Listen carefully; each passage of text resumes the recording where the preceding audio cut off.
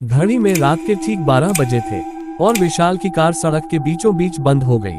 बाहर बारिश और तेज हो गई थी। विशाल ने इंजन चालू करने की कोशिश की, लेकिन कार का इंजन चालू नहीं हुआ और चारों तरफ सन्नाटा था। तभी फोन फिर बजा और तभी बाहर से एक डरावनी आवाज सुनाई दी। उसने कहा, रुकना मत, अब तुम्हारे पास ज्यादा समय नहीं है। विशाल ने डरते हुए चारों ओर देखने लगा, लेकिन जंगल में कुछ नहीं दिखाई दिया और उसकी सांसें तेज हो रही थी।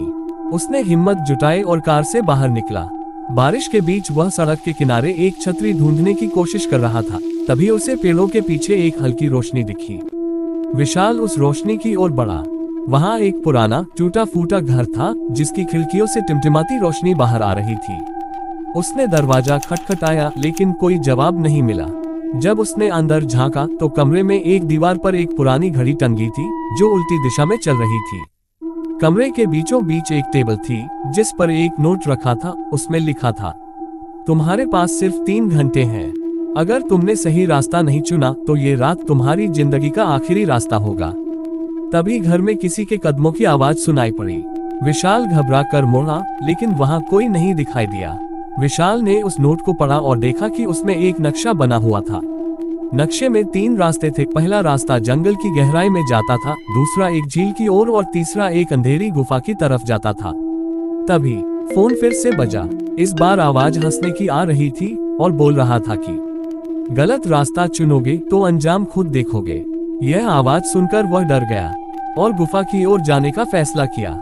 उसने सोचा कि शायद वहां से वह सुरक्षित बाहर निकल सकता है। गुफा में अंधेरा और ठंडक थी। विशाल ने अपनी टॉर्च चालू की। गुफा की दीवारों पर अजीब चित्र बने हुए थे, जैसे कोई पुराने समय की कहानियां बता रहा हो। उसने दीवार पर लिखा देखा। इस गुफा में जो भी घुसा उसने अपनी परछाई खो दी। जैसे ही उसने ये पढ़ा, टॉर्च बंद हो गई। गुफा के अंदर बहुत अंधेरा था। अचानक उसके पीछे किसी के चलने की आवाज सुनाई दी। उसने मुड़कर देखा, लेकिन वहां कुछ नहीं था। अचानक उसकी अपनी परछाई गुफा की दीवार पर अलग होकर चलने लगी।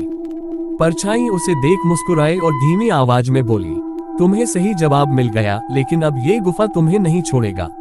विशाल ने डर के मारे गुफा से भागने की कोशिश की, लेकिन जैसे ही वह बाहर निकला, वह खुद को उसी सड़क पर खड़ा पाया जहां उसकी कार बंद हुई थी।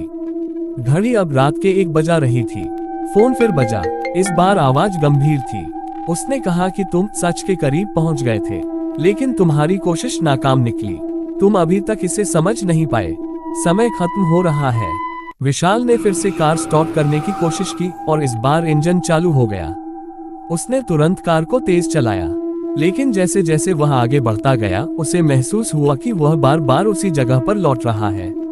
अंत में विशाल की कार अचानक खुद रुक गई।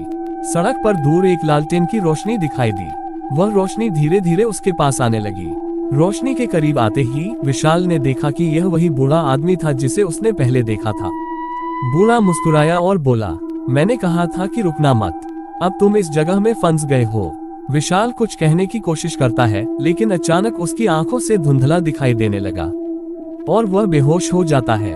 जब उसे होश आता है तो वह खुद को उसी पुराने घर में पाता है, जहां दीवार पर उल्टी घड़ी चल रही थी।